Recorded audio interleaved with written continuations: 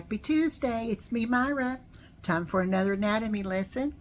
Tonight we're going to be talking about the humerus.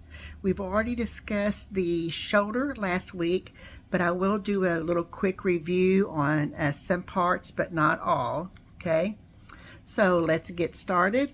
As we know, the humerus is up here in the upper part of the arm. Let me turn you right here. So once again, we have the head of the humerus. We have the neck of the humerus, the greater tuberosity, the lesser tuberosity here in the bicipital groove. Coming on down, here's the deltoid tuberosity. Remember we talked about tuberosities are like rough edges where ligaments and tendons attach. Coming on down, we have the lateral. Once again, this is the anterior view as we're looking at the person, okay? Lateral supracondylar ridge. We have fossas, 3 fossas, radial fossa, ulnar fossa, and then we have the occipital, okay? So radial fossa, as you can see, is here.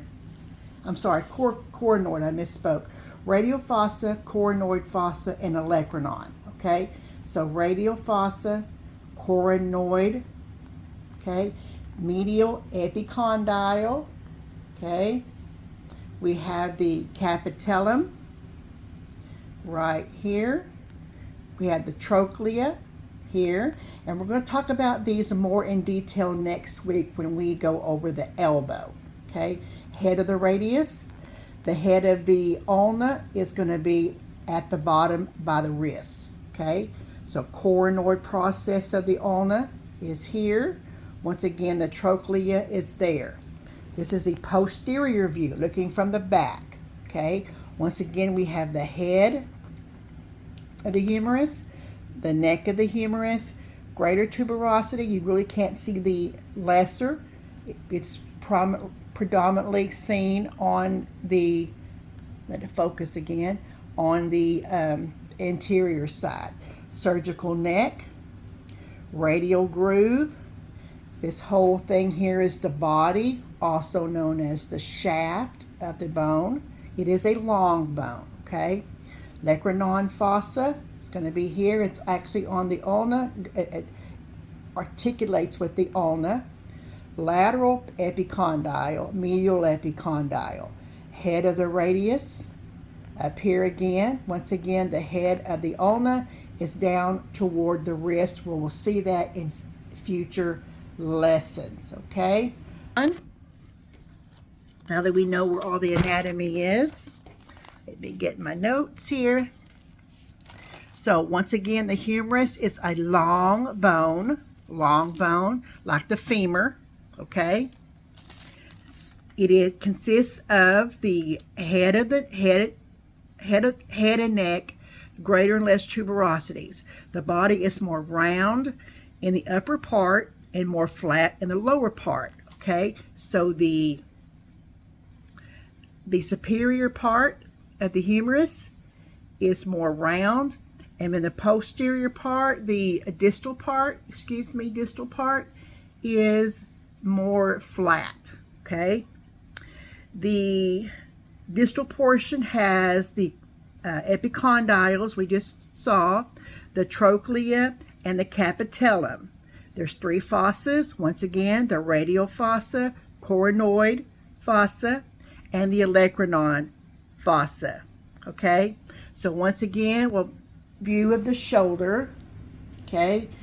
Now, we're going to have the clavicle would come out here, scapula would be on the other side, and this part here is part of the shoulder, there, okay?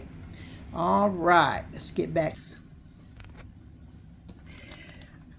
The bicep tendon attaches at the bicipital groove.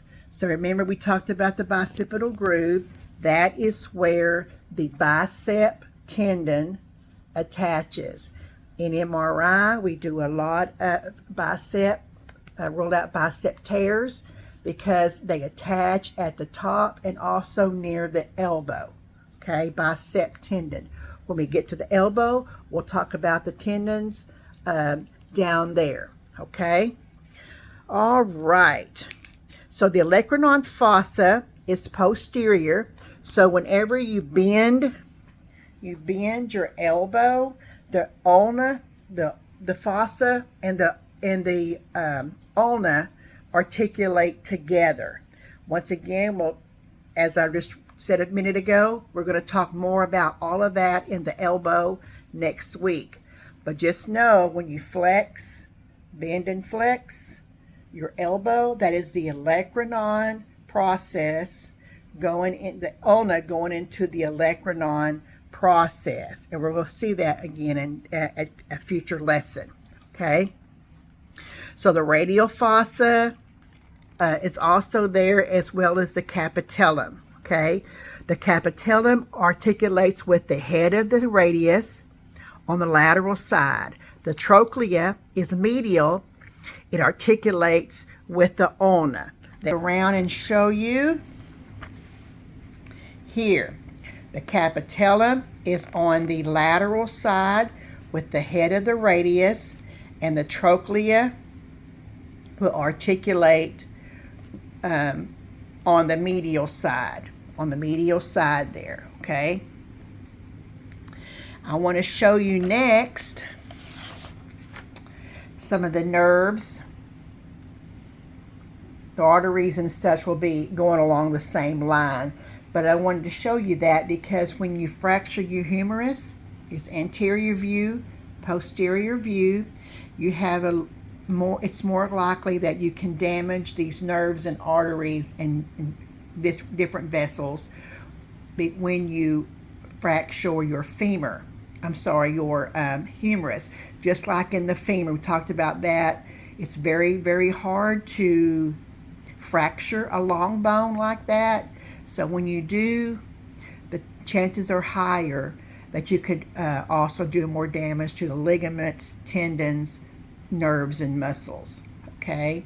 Just so you know where those are: posterior cutaneous nerve, the radial nerve, superficial branch of the radial nerve, the deep branch of the radial nerve, and also the radius. This is the part of the forearm, the ulna going down. Your wrist would be down here. We're going to get to that eventually in another lesson. So posteriorly, once again, the radial groove, radial nerve, posterior cutaneous nerve. We have an anterior. So here's a posterior, superficial branch of the radial nerve, deep branch of the radial nerve, and here's the radius and the ulna again. So we're looking from the back now. So the ulna would be on the inside and the radius would be on the outside there. Next thing we're going to talk about is a fracture for a minute. I'd like to show you at least one fracture of each long bone that we cover. We talked about the shoulder before. We talked about fractures in the shoulder, upper shoulder replacements. This one is going to be a distal 1/3 of the humerus going more toward the elbow, not quite to the fossas, but it's a little bit higher than that. So this patient it's the right humerus. So once again, our shoulder is up here, our olecranon, our fossa, glenoid fossa, greater tuberosity, less tuberosity, our bicipital groove would be in there. Some of our ribs we talked about last week. This is the upper humerus. This is the body of the humerus coming down. As you can clearly see, there's a fracture there. This little circle right here is the olecranon fossa. That's where the ulna articulates, okay? But as you can see clearly, there's a fracture there. You can also tell here, this line, this patient has already been placed in some kind of immobilization device, either a splint, a soft splint, or a cast. Once again, here is the head of the radius, here's the ulna. We'll talk about all these structures in further detail next week. Lastly, I want to show you, this is a left humerus. These are just bra clips. They just didn't have the patient remove their bra on this x-ray. This is a frontal view, an AP view, anterior posterior view of a left humerus. As you can clearly see, there is a abnormality there. This is a fibrous dysplasia. This is called fibrous dysplasia. What is that? It is a bone disease. It's benign, so it's not cancer. It's not like a malignant tumor, okay? It is rare.